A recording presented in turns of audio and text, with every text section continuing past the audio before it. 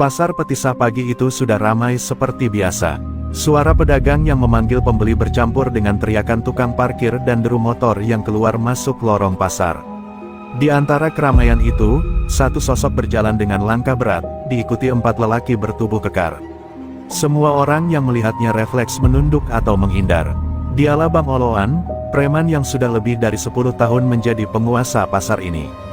Tubuhnya tinggi besar, dengan tato ukiran motif Batak di lengan kiri yang terlihat saat kemeja lusuhnya dibiarkan terbuka 2 kancing. Mata Bang Oloan selalu tampak menyipit, seolah mengukur siapa saja yang berani melawan.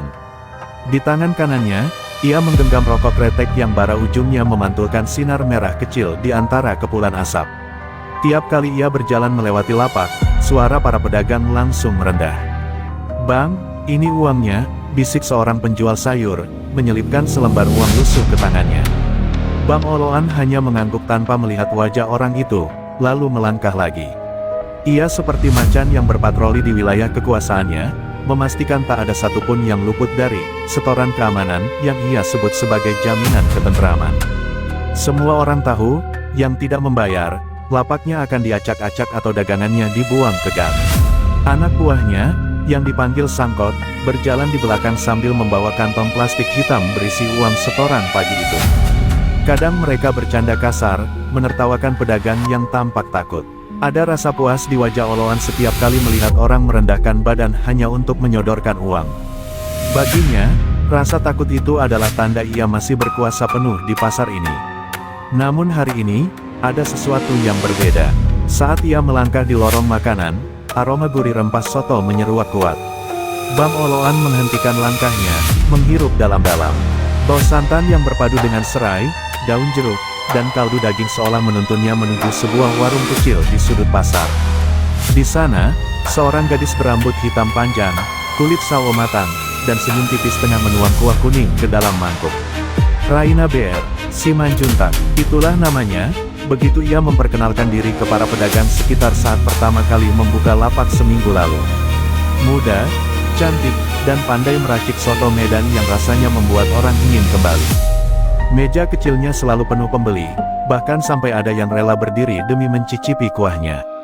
Namun, di balik wajah teduh itu, ada ketegasan yang membuat beberapa pedagang senior berbisik-bisik, gadis ini sepertinya bukan orang sembarangan. Bang Oloan menatapnya lama, sambil mengisap rokok.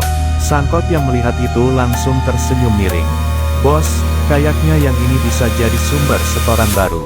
Ramai kali orangnya." Oloan mengangguk pelan, matanya menyipit, bukan hanya karena aroma uang yang menggiurkan, tapi juga karena rasa penasaran akan sosok gadis yang berani membuka lapak di wilayah kekuasaannya tanpa izin. Di sudut lain pasar, beberapa pedagang memperhatikan gerak-gerik Bang Oloan yang kini perlahan mendekati warung soto itu. Suasana di sekitar mendadak terasa tegang. Mereka tahu, jika Oloan sudah menarget seseorang, biasanya ada 2 pilihan, tunduk atau hancur. Tapi pagi itu, tak ada yang tahu bahwa gadis penjual soto ini menyimpan sesuatu yang bahkan Bang Oloan sendiri belum pernah hadapi. Bang Oloan berdiri tepat di depan lapak soto itu, tubuhnya menutupi cahaya pagi yang masuk dari celah atap pasar. Beberapa pembeli yang sedang makan sontak terdiam, sendok di tangan mereka menggantung di udara. Raina menoleh sebentar, lalu kembali menuang kuah ke mangkuk tanpa berkata apa-apa, seakan kehadiran Oloan hanyalah angin lalu. "Baru buka di sini, iya." Suara Oloan berat dan serak, terdengar seperti gertakan. Ia menyandarkan tubuhnya di tiang kayu lapak, matanya meneliti setiap sudut meja dan wadah dagangan Raina. "Biasanya orang kalau masuk wilayahku, paling nggak kasih salam dulu." Lanjutnya, bibirnya melengkung sinis. Raina tidak langsung menjawab. Ia meletakkan mangkuk berisi soto di depan seorang pembeli, tersenyum tipis, lalu baru menatap Oloan. "Salam sudah saya kasih waktu pertama kali masuk pasar ini. Tapi kalau maksud abang, salam, itu uang, saya tidak punya kewajiban bayar," ucapnya tenang, tapi tajam. Beberapa pembeli saling pandang. Sangkot, anak buah Oloan, langsung maju setengah langkah, hendak membalas kata-kata itu. Namun, Oloan mengangkat tangannya, memberi tanda untuk diam.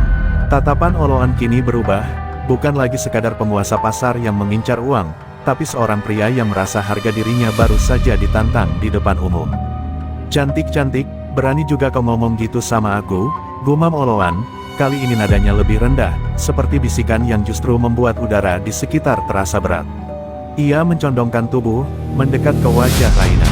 Kau pikir, siapa yang bisa jamin lapak kau tetap utuh di pasar ini kalau bukan aku? Raina tak bergeming, yang jaga lapak saya, adalah tangan saya sendiri. Dan kalau ada yang mau coba merusaknya, kita lihat siapa yang utuh, siapa yang hancur, jawabnya sambil menatap lurus ke mata Oloan. Tatapan itu dingin, tapi anehnya membuat Oloan merasakan getaran samar di dadanya, sesuatu yang belum pernah ia rasakan saat menghadapi pedagang lain. Kerumunan mulai terbentuk di sekitar lapak. Bisik-bisik terdengar, beberapa orang menahan napas menunggu apa yang akan terjadi. Oloan akhirnya berdiri tegak, menghembuskan asap rokoknya ke samping. Baiklah, kita lihat kau bisa bertahan berapa lama tanpa perlindungan, katanya, lalu berbalik pergi. Tapi sebelum benar-benar meninggalkan lapak, ia melirik sekali lagi, seolah mencoba membaca rahasia di balik ketenangan gadis itu. Raina kembali melayani pembeli seperti tak terjadi apa-apa, tapi di dalam hatinya, ia sudah bersiap. Kata-kata kakeknya terngiang jelas, ilmu sombaun itu bukan untuk menindas, tapi untuk melindungi. Gunakan hanya saat terpaksa, dan ia tahu, hari itu hanya permulaan dari bentrokan yang lebih besar. Keesokan paginya, kabar tentang keberanian Raina sudah beredar di seluruh sudut pasar terpisah. Pedagang sayur, penjual ikan, hingga tukang parkir membicarakan gadis penjual soto yang berani menolak Bang Oloan. Ada yang kagum, tapi lebih banyak yang khawatir. Mereka tahu, Oloan tidak pernah diam jika harga dirinya direndahkan. Bang Oloan sendiri pagi itu duduk di warung kopi dekat gerbang pasar, matanya memperhatikan orang lalu lalang. Tangannya menggenggam gelas kopi hitam, tapi pikirannya masih memutar adegan kemarin. Bukan hanya ucapan Raina yang menusuk egonya, tapi juga tatapan gadis itu, tatapan yang sama sekali tidak gentar. "Bos, mau langsung kita hajar aja lapaknya?" tanya Sangkot, suaranya pelan tapi syarat emosi. Ia sudah geram sejak kemarin, merasa gadis itu telah mempermalukan mereka di depan umum. Oloan menghisap rokok dalam-dalam, lalu menghembuskan asapnya pelan. "Belum, biar dia dulu merasa aman. Baru nanti kita jatuhkan pelan-pelan," jawabnya, matanya menyipit. Sore harinya, Oloan sengaja berjalan melewati lapak Raina, kali ini tanpa banyak bicara. Ia hanya berdiri beberapa meter dari sana, mengamati pembeli yang terus berdatangan.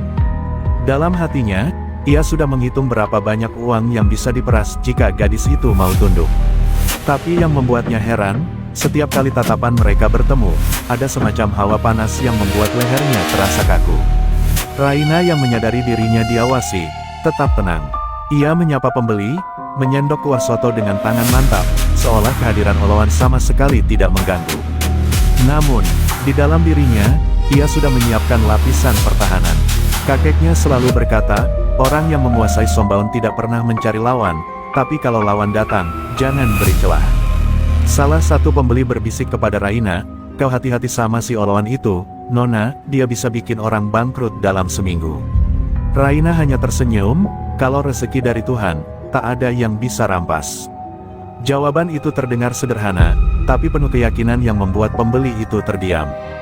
Di ujung pasar, Sangkot mengamati dari jauh sambil berbisik ke anak buah lain, "Besok kita mulai, kita kasih dia pelajaran kecil. Biar tahu rasa." Mereka tertawa pelan, tidak menyadari bahwa Raina sudah mencium gelagat buruk ini. Langkah-langkah kecil menuju bentrokan besar mulai terbentuk. Pasar yang biasanya hanya riuh oleh suara tawar-menawar kini seperti menyimpan bara di bawahnya. Dan Raina tahu, saat bara itu meledak, ia harus siap menunjukkan bahwa warisan leluhurnya bukan sekadar cerita. Pagi itu, suasana pasar petisah terlihat biasa di permukaan, tapi di balik riuh tawar-menawar, ada ketegangan yang tak terlihat. Raina sedang sibuk menyiapkan panci besar berisi kuah soto Medan yang baru saja matang ketika tiga pria bertubuh kekar datang menghampiri. Mereka mengenakan kaos ketat dan celana jeans pudar, wajahnya penuh senyum mengejek.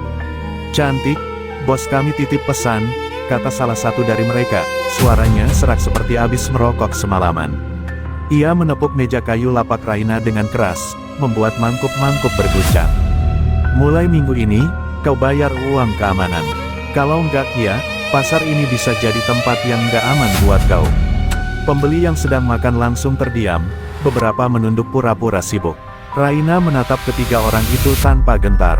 Kalau memang kalian mau makan, silakan duduk. Tapi kalau mau minta uang keamanan, kalian salah alamat, ucapnya tenang, suaranya terdengar jelas di tengah keramaian. Anak buah Oloan yang paling tinggi badannya, si Parlin, tersenyum sinis. Ah, jadi kau pikir bisa dagang di sini tanpa restu Bang Oloan? Kau pikir siapa yang bikin pasar ini aman? Tangannya meraih wadah sambal di meja, lalu menuangkannya ke lantai. Aroma pedas langsung menyeruak, membuat beberapa pembeli mundur. Raina tetap berdiri tegak. Pasar ini aman bukan karena satu orang. Aman karena semua orang di sini saling jaga.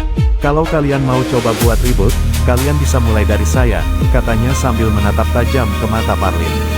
Tatapan itu membuat pria itu ragu sepersekian detik, seakan ada sesuatu yang menekan dadanya. Namun, Parlin mencoba menutupi rasa canggungnya dengan tertawa keras. Kau ini, berani juga ngomong begitu, ujarnya, lalu meraih sendok logam dan memukul meja beberapa kali. Dua rekannya melangkah maju, bersiap merusak lapak. Pembeli mulai berlarian menjauh, menyisakan ruang kosong di sekitar lapak. Tapi Raina tidak bergerak sedikitpun. Ia menutup panci kuah sotonya, lalu memutar tubuh pelan, seakan bersiap. Dalam hatinya, ia berbisik doa leluhur, merasakan hawa panas mulai mengalir dari telapak kaki hingga ujung rambutnya. Di kejauhan, Bang Oloan berdiri dengan kedua tangan di saku celana, mengamati dari balik kios buah. Bibirnya melengkung tipis.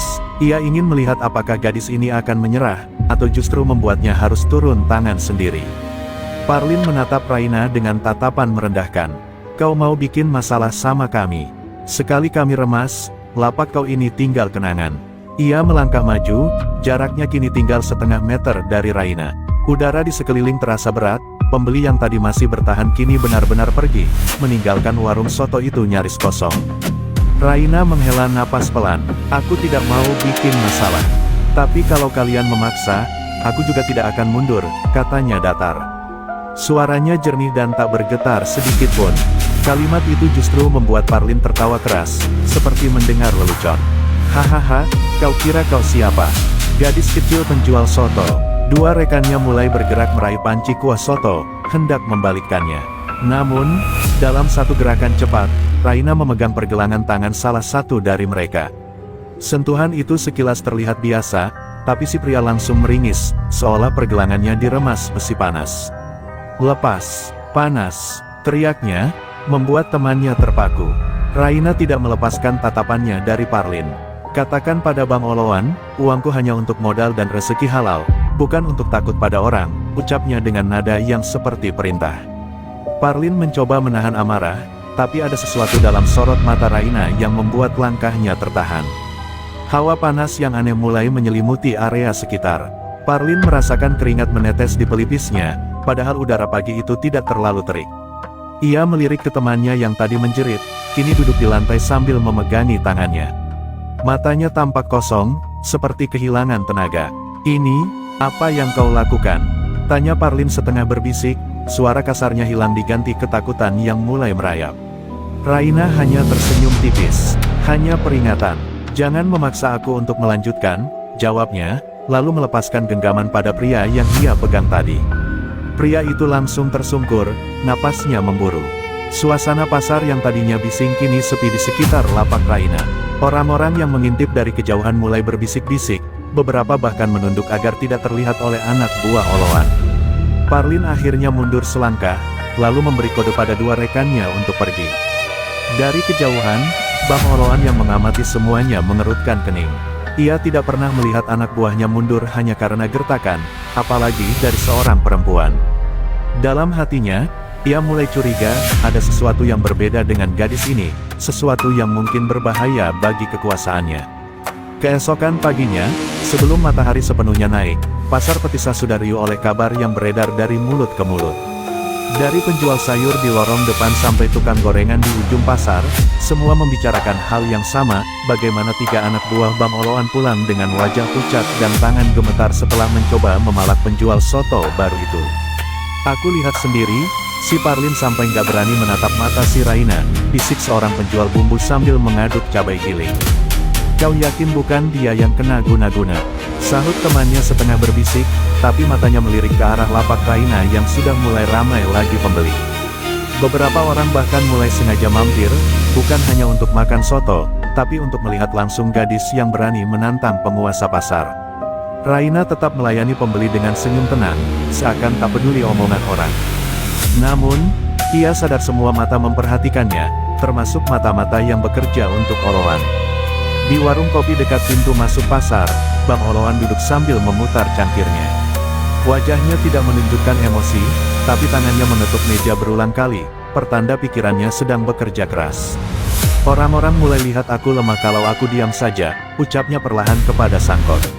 Itu berbahaya. Sangkot mengangguk, matanya melirik ke arah lapak Raina yang terlihat dari kejauhan. Bos, kau mau aku dan anak-anak balik ke sana? Kali ini kita buat dia kapok. Tapi Oloan menggeleng. Bukan begitu caranya, aku yang akan turun tangan sendiri. Aku mau lihat sendiri mata perempuan itu, dan aku mau dia tunduk tanpa perlu sentuh.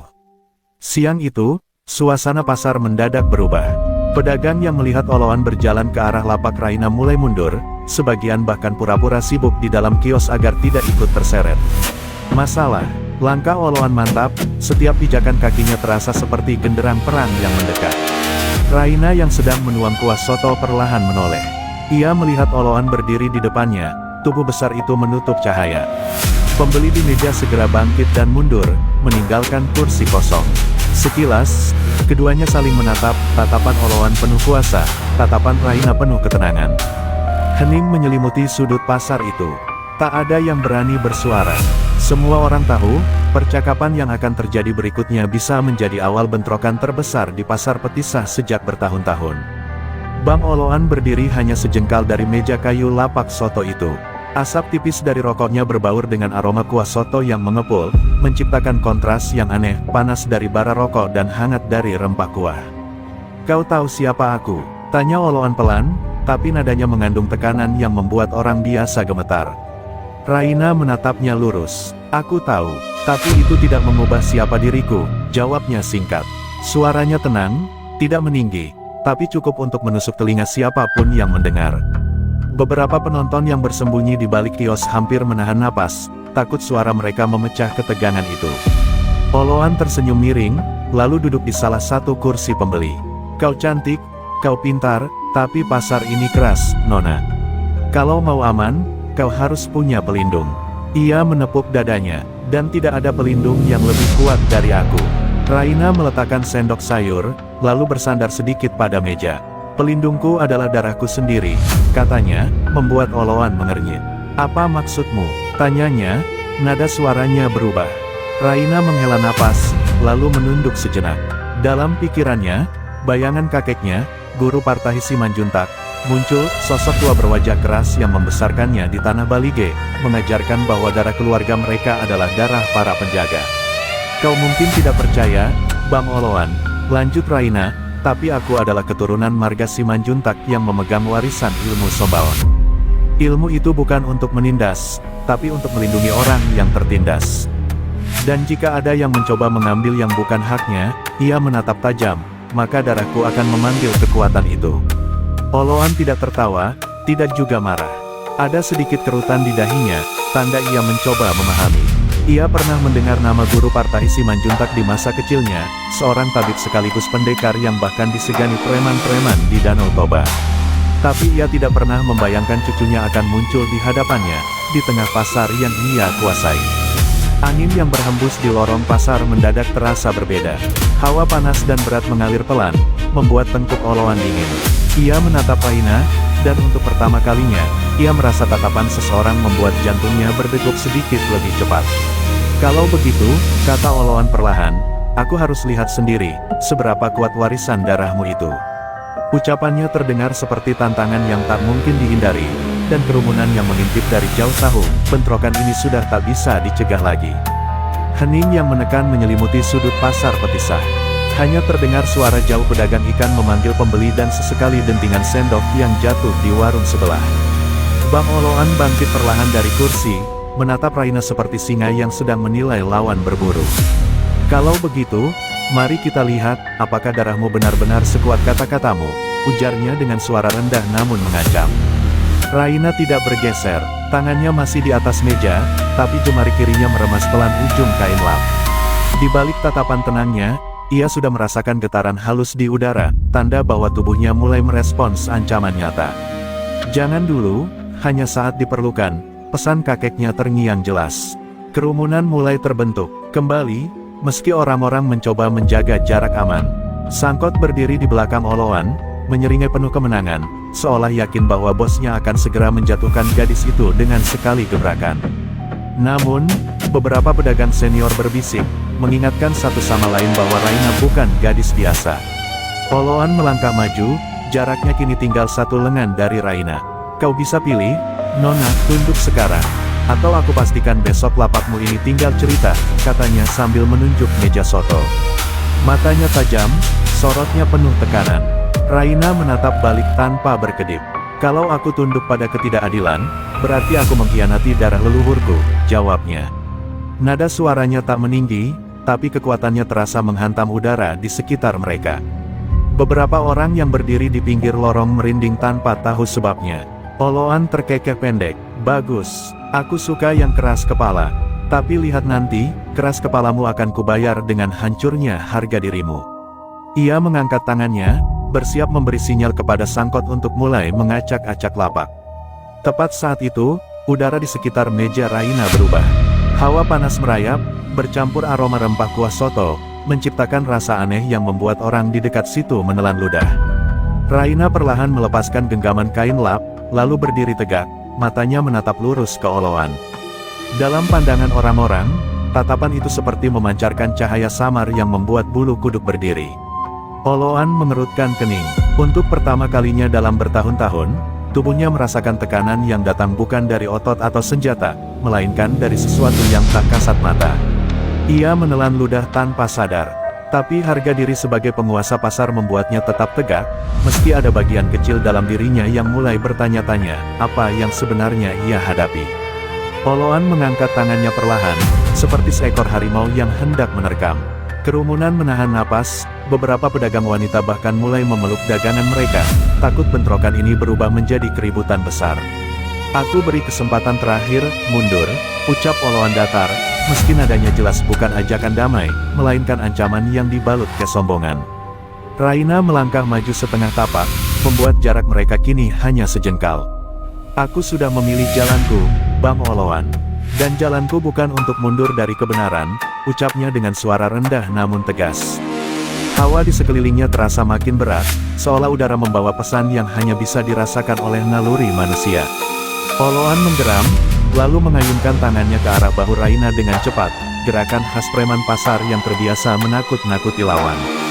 Namun, di detik yang sama, Raina memiringkan tubuhnya sedikit, lalu menepuk lengan Oloan dengan telapak tangan terbuka. Sentuhan itu terlihat ringan, tapi tubuh Oloan justru terdorong setengah langkah ke belakang, seolah disentuh oleh kekuatan yang jauh lebih besar. Sorak kecil terdengar dari kerumunan. Sangkot terperangah, tidak percaya bosnya yang terkenal tangguh bisa tersentak mundur oleh seorang gadis. Bang, hati-hati, dia, Sangkot belum sempat menyelesaikan kalimatnya ketika Oloan kembali maju, kali ini dengan pukulan lurus ke arah dada Raina. Raina menangkis dengan gerakan melingkar, tangannya seperti membentuk pusaran angin. Saat pukulan Oloan menyentuh lengannya, tenaga itu seakan hilang begitu saja, menguap entah kemana. Oloan merasakan ototnya seketika lemas, seperti tidak lagi memiliki daya untuk menghantam. Apa ini? Gumamnya dengan napas memburu. Suasana pasar yang semula bising kini nyaris senyap total. Bahkan pedagang sayur di ujung lorong berhenti menimbang timun, terpaku pada adegan yang mereka saksikan. Semua mata tertuju pada Raina, yang kini berdiri tegak dengan tatapan mata tajam dan penuh wibawa. Itu baru bayangan Sombaon, Bang Oloan, ujar Raina tenang. Kalau aku keluarkan sepenuhnya, kau mungkin tidak akan bisa berdiri lagi.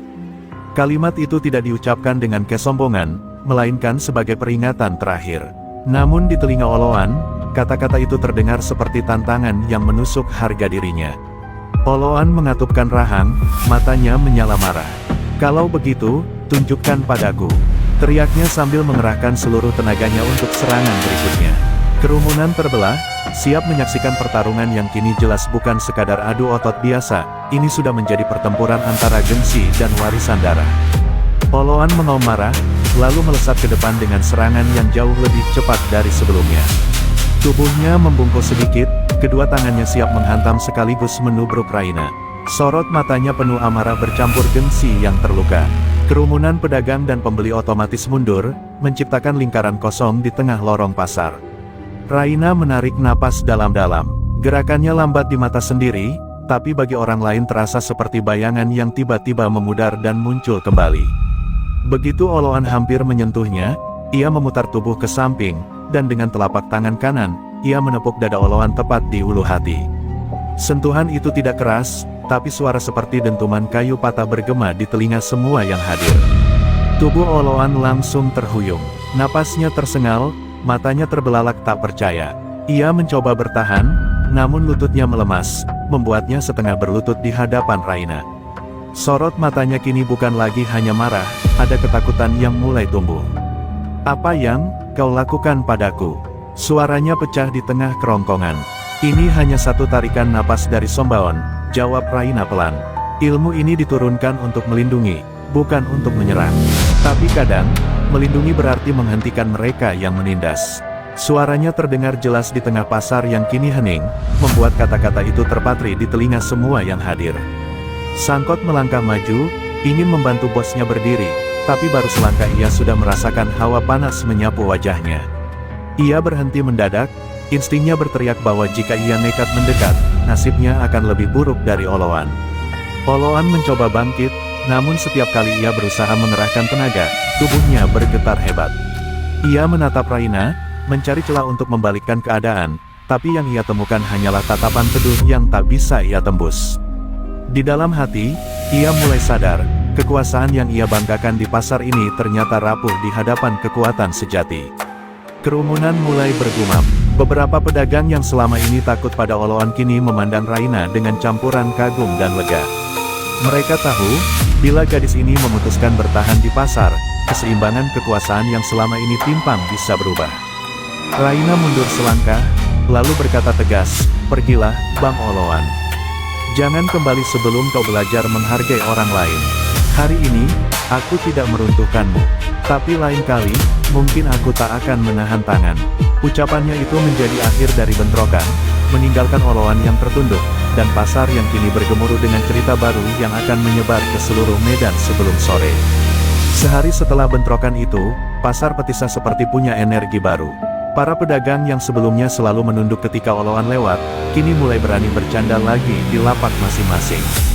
Namun di balik suasana yang tampak cerah, bisik-bisik tentang kejadian kemarin menyebar cepat, bahkan keluar dari pasar, menuju warung-warung kopi, terminal angkot, hingga ke pasar-pasar lain di Medan. "Si Oloan kena hajar sama cewek penjual soto," tanya seorang tukang becak di dekat pasar Sentosa sambil tertawa tak percaya. "Bukan cuma dihajar, katanya cewek, itu pakai ilmu warisan Batak," jawab temannya yang baru pulang dari Petisa. Cerita itu terus berubah-ubah, makin dramatis tiap kali berpindah mulut, sampai ada yang bilang Oloan sempat pingsan di tempat. Di sudut pasar, Raina tetap berjualan seperti biasa. Namun ia bisa merasakan tatapan yang berbeda, ada rasa hormat, ada rasa ingin tahu, tapi juga ada rasa waspada. Raina tahu, kekuatan yang ia tunjukkan kemarin bukanlah sesuatu yang bisa dibanggakan sembarangan.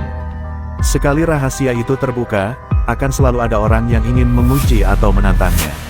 Oloan sendiri mengurung diri di markas kecilnya, sebuah ruangan di lantai atas ruko tua tak jauh dari pasar. Bekas tepukan Raina di ulu hatinya masih ia rasakan, membuatnya susah tidur semalam.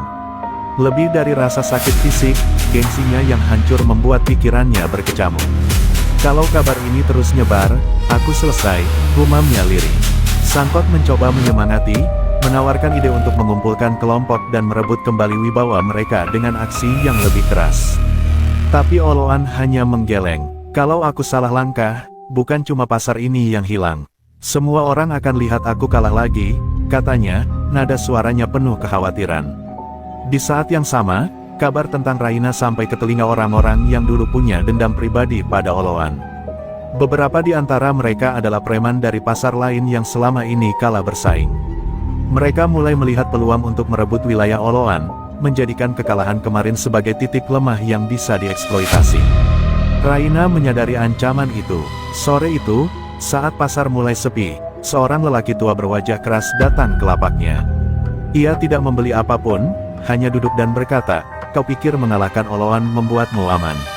Kau baru saja mengundang badai yang lebih besar, anak muda." Kata-kata itu membuat Raina terdiam, menyadari bahwa ini baru permulaan. Di langit, matahari senja mulai tenggelam, meninggalkan cahaya oranye yang memantul di atap seng pasar. Tapi di hati Raina, bayangan akan hari-hari yang lebih sulit mulai menyelimuti.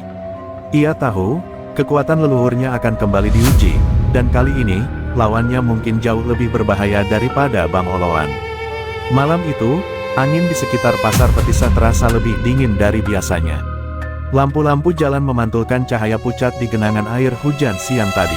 Di salah satu sudut pasar yang sudah sepi, 4 pria bertubuh besar melangkah pelan, mengamati setiap kios yang sudah terkunci. Mereka bukan orang Petisa, aksen mereka jelas dari luar medan, dan tatapan mata mereka menyiratkan niat yang tidak baik. Ketika sampai di dekat lapak soto Raina, mereka berhenti. Seorang pria berkepala plontos, yang tampak seperti pemimpin mereka, menatap ke arah warung sederhana itu dengan senyum tipis. "Ini dia perempuan yang bikin Oloan kehilangan muka," ucapnya pelan. Tangannya yang penuh bekas luka mengetuk meja warung, seperti sedang mengukur kekuatan lawan yang belum pernah ia temui. Keesokan paginya, pasar kembali ramai.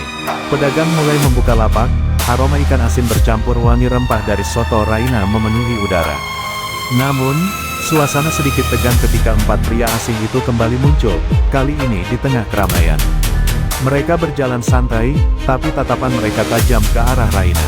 Beberapa pedagang mulai berbisik, menyadari ada sesuatu yang akan terjadi. Pemimpin mereka, yang dipanggil Pariban Simbolon, duduk di bangku kayu warung Raina tanpa diminta. "Soto 1, tapi jangan kau pikir ini pesanan biasa," ucapnya, suaranya berat dan dingin. Raina hanya menatap, tidak bicara, lalu berbalik ke dapur, menyiapkan mangkuk. Tapi di dalam hatinya, ia tahu ini bukan sekadar pelanggan. Ketika mangkuk soto diletakkan di meja, Pariban tidak langsung makan. Ia mencondongkan tubuh, berbisik pelan. Namun cukup keras untuk membuat pedagang di sekitar bisa mendengar, "Kau hebat, bisa bikin Oloan jatuh. Tapi kau mau tahu apa yang lebih susah? Bertahan hidup setelah itu." Kalimat itu membuat udara di warung terasa menegang. Beberapa pembeli mulai pergi, merasakan aura tak nyaman. Pariban tersenyum, lalu mulai makan sotonya dengan tenang, seolah tidak ada ancaman apapun di balik ucapannya. Tapi matanya tidak pernah lepas dari Raina. Itu bukan tatapan orang yang sekadar ingin menguji, itu tatapan orang yang sudah memutuskan bahwa targetnya harus dihancurkan. Raina berdiri tegak, menatap balik tanpa gentar. "Kalau kau datang untuk cari masalah, Pariban, aku tidak akan menghindar. Tapi ingat, di pasar ini, aku bukan sendirian," ucapnya tegas. Di kejauhan, beberapa pedagang yang merasa berhutang budi pada Raina mulai mendekat, meski dengan wajah cemas. Pariban hanya terkekeh, lalu berdiri. "Kau benar, kau tidak sendirian, tapi begitu juga aku," katanya sambil melangkah pergi, meninggalkan aroma ancaman yang kental. Raina tahu, ini bukan akhir. Ini hanyalah pembukaan dari babak baru yang bisa lebih berbahaya dari semua yang pernah ia hadapi sebelumnya. Pagi itu, langit di atas pasar Petisa tampak mendung, seolah mengantisipasi sesuatu yang buruk akan terjadi. Raina sudah bersiap lebih awal, membersihkan meja warungnya sambil sesekali melirik ke arah pintu pasar. Nalurinya sebagai mantan pegulat jalanan membuatnya peka, ancaman Pariban kemarin bukan sekadar gertakan kosong. Keramaian pasar tiba-tiba terbelah ketika teriakan keras terdengar dari arah gerbang. 4 pria berbadan kekar, termasuk Pariban, berjalan cepat menuju lapak Raina. Mereka membawa kantong plastik besar, entah berisi apa, tapi cara mereka menggenggamnya seperti memegang senjata. Pedagang-pedagang mulai menarik barang dagangan mereka, memberi jalan, namun tetap mengintip dari kejauhan. Pariban menendang kursi di depan warung Raina, membuatnya terjungkal. "Kau pikir bisa menantangku, perempuan?" Suaranya menggelegar, memancing perhatian seluruh pasar. Raina tetap diam, hanya memandang lurus, mencoba membaca pergerakan mereka. Tangannya perlahan menggeser sendok besar yang biasa ia gunakan untuk menyendok kuah, tapi kali ini, itu bisa menjadi senjata. Salah satu anak buah Pariban maju, mencoba menarik meja Raina dengan kasar. Refleks Raina bekerja lebih cepat. Ia memutar tubuh, mengait kaki pria itu, dan menjatuhkannya ke tanah dalam satu gerakan. Tubuh besar itu menghantam lantai pasar dengan bunyi keras, membuat kerumunan terkejut. Raina berdiri tegak, matanya tajam, bibirnya mengucapkan doa leluhur Batak yang jarang ia gunakan. Pariban mengangkat tangannya, memberi tanda kepada dua anak buahnya yang lain untuk menyerang. Mereka maju bersamaan, tapi Raina menghindar dengan gerakan lincah, memanfaatkan meja dan bangku sebagai penghalang. Satu pukulan berhasil ia tangkap, lalu ia memutar pergelangan lawan hingga terdengar bunyi krek yang memekakkan telinga. Jeritan kesakitan memecah udara, kerumunan mulai bersorak, sebagian mendukung Raina, sebagian lagi hanya terperangah melihat kemampuan yang selama ini ia sembunyikan. "Ingat namaku, Pariban," teriak Raina sambil menatap langsung ke matanya, "aku pewaris darah yang tidak pernah tunduk." Ucapannya menggema, membuat Pariban untuk sesaat kehilangan kata-kata. Namun, Pariban tidak mundur. Ia maju perlahan, senyumnya tipis tapi matanya menyala penuh amarah. "Kau hebat, tapi kau belum melihat amarahku yang sebenarnya," katanya. Suasana pasar membeku, seolah setiap orang menahan napas menunggu bentrokan puncak yang akan pecah kapan saja. Dan di detik itu juga, langit mengeluarkan suara guntur keras, seolah mengumumkan bahwa pertempuran ini bukan sekadar urusan pribadi, tapi awal dari perang yang akan mengubah keseimbangan kekuasaan di pasar Petisah. Guntur kembali menggelegar, membuat suasana pasar seakan dipayungi ketegangan yang pekat. Raina berdiri tegak, matanya mengunci pandangan ke Pariban. Tidak ada lagi kata-kata basa-basi, hanya tatapan dua jiwa yang sama-sama siap bertarung sampai salah satu tumbang. Para pedagang dan pembeli merapat ke dinding kios, memberi ruang kosong di tengah pasar yang kini berubah menjadi arena.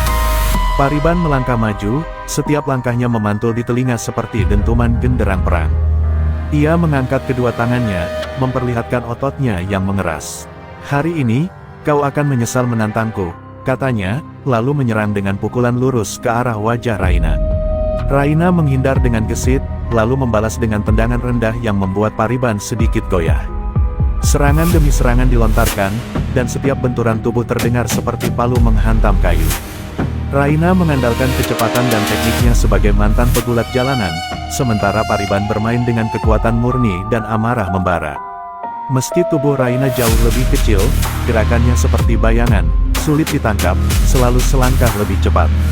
Namun, Pariban bukan lawan biasa. Ia berhasil menangkap lengan Raina dan memutarnya, mencoba membantingnya ke tanah. Dalam sepersekian detik, Raina mengucapkan mantra singkat peninggalan leluhurnya. Tubuhnya seolah memantul dari cengkeraman itu, lalu memutar untuk menghantamkan siku tepat ke rahang Pariban. Suara duk keras membuat penonton terperanjat. Darah mulai menetes dari sudut bibir Pariban. Amarahnya berubah menjadi kepuasan. Ia mengayunkan pukulan besar, memaksa Raina mundur beberapa langkah. Tapi Raina tetap fokus. Ia menunduk, meraih segenggam garam dari wadah di meja sotonya, lalu melemparkannya ke mata Pariban. Preman itu berteriak kesakitan, matanya perih dan pandangannya kabur. Melihat celah itu, Raina maju dengan serangan bertubi-tubi, lutut menghantam perut, pukulan menghantam dada, dan sebuah kuncian leher yang ia gunakan untuk menjatuhkan Pariban ke tanah. Tubuh besar itu ambruk, menghantam lantai basah pasar dengan bunyi menggelegar. Sorak-sorai membuncah dari kerumunan. Raina berdiri di atasnya, napasnya terengah-engah, tapi matanya masih penuh nyala api. "Ini pasar milik semua orang, bukan milikmu," ucapnya tegas, suaranya seperti gemuruh yang menusuk harga diri Pariban. Di langit, hujan mulai turun pelan, membasahi tanah dan darah yang bercampur. Tapi bagi semua yang menyaksikan, hujan itu seperti tanda bahwa kekuasaan lama di pasar Petisah mulai runtuh, dan babak baru akan segera dimulai. Hujan semakin deras, membasahi seluruh pasar hingga aroma tanah basah bercampur dengan bau darah Pariban yang masih tergeletak di tanah. Orang-orang mulai kembali beraktivitas, namun pandangan mereka sesekali melirik ke arah Raina, sosok perempuan yang baru saja mengguncang reputasi preman paling ditakuti di pasar Petisah. Sementara itu, Pariban pelan-pelan bangkit, wajahnya dipenuhi luka dan matanya menyala penuh kebencian. Ia menatap Raina dengan sorot mata yang seolah berjanji akan membalas. "Kau pikir ini sudah selesai? Hah? Aku akan membuatmu menyesal pernah dilahirkan." Geramnya, suaranya serak namun penuh racun. Raina tidak bergeming. Ia hanya memandang balik dengan tatapan dingin, lalu berbalik menuju lapaknya, meninggalkan Pariban terhuyung-huyung sambil memegangi rahangnya yang memar. Begitu keluar dari kerumunan, Pariban disambut oleh beberapa anak buahnya yang sejak tadi menyaksikan pertarungan dari jauh. Mereka membantunya berdiri tegak. "Bang, biar kami langsung hajar dia sekarang," ujar salah satu dari mereka dengan wajah merah padam. Pariban mengangkat tangannya, menahan. "Tidak, ini urusanku. Tapi kita harus cari cara yang membuatnya hancur tanpa ampun." Malam itu, di sebuah warung kopi kecil yang sepi, Pariban duduk bersama dua orang kepercayaannya. Di atas meja, asap rokok berputar lambat, sementara matanya yang penuh dendam menatap kosong keluar jendela. "Dia bukan perempuan biasa," kata Pariban lirih. "Dia punya sesuatu, ilmu, mungkin. Kita butuh orang yang lebih kuat dari dia." Salah satu anak buahnya berbisik, menyebut nama seorang dukun Batak tua di pinggiran Danau Toba yang terkenal mampu memanggil kekuatan leluhur. Raina, di sisi lain, mencoba kembali berjualan seperti biasa. Tapi ia merasakan tatapan-tatapan aneh dari beberapa orang asing di pasar. Intuisi leluhurnya berbisik bahwa bahaya belum benar-benar berlalu. Saat malam tiba, ia duduk di dapurnya, menatap pusaka kecil berbentuk kalung yang diwariskan ibunya. "Opung, beri aku kekuatan," bisiknya, seolah berbicara pada arwah nenek moyangnya. Pariban dan anak buahnya memulai perjalanan malam menuju desa terpencil itu. Hujan masih turun, dan kabut tebal menyelimuti jalanan. Dalam hati Pariban, setiap langkah adalah janji balas dendam. "Aku akan pastikan dia berlutut di kakiku," gumamnya, menggenggam erat sebilah parang kecil yang ia bawa. Di tengah perjalanan, mereka berhenti di tepi hutan. Dari kegelapan, muncullah seorang pria tua bertubuh kurus namun matanya memancarkan cahaya aneh. Tanpa banyak bicara, pria itu mengangguk pada Pariban, seolah sudah tahu maksud kedatangannya. "Kau mau mengalahkan pewaris darah Batak itu? Kalau begitu, kau harus siap menanggung akibatnya." Suaranya berat, seperti berasal dari dalam bumi. Pariban hanya tersenyum tipis, penuh keyakinan bahwa ia akan memenangkan pertempuran berikutnya. Namun di tempat lain, Raina telah mempersiapkan diri. Ia tahu, badai yang lebih besar akan datang, dan kali ini bukan hanya otot yang akan diuji, tapi juga kekuatan jiwa dan warisan leluhurnya. Fajar belum sepenuhnya mereka ketika pasar sudah mulai ramai. Namun pagi itu, udara di pasar Petisah terasa berbeda, berat dan tegang. Raina berdiri di lapaknya, menatap ke arah ujung lorong pasar, hatinya berdebar kencang. Ia tahu, Pariban akan datang hari ini. Angin pagi membawa aroma anyir yang tak biasa, seolah memberi pertanda buruk. Tepat pukul 7, kerumunan tiba-tiba terbelah. Pariban muncul, wajahnya penuh bekas luka, namun sorot matanya bukan lagi sekadar marah. Ada kilatan liar, tanda kekuatan asing yang kini mengalir di tubuhnya. Di belakangnya, dua anak buah setia berjalan membawa parang panjang. Orang-orang pasar mulai mundur, sebagian bersembunyi di balik gerobak. "Raina!" teriak Pariban, suaranya menggema seperti guntur. "Hari ini, semua orang akan lihat kau sujud minta ampun." Ia melangkah maju, dan setiap langkahnya meninggalkan getaran aneh di tanah. Beberapa orang yang terlalu dekat langsung merasa pusing dan terhuyung-huyung. Raina bisa merasakan hawa panas dari tubuhnya, seperti bara yang menyala. Raina maju satu langkah, mata tajamnya menatap tanpa gentar. Tangannya meraih kalung pusaka yang tergantung di lehernya.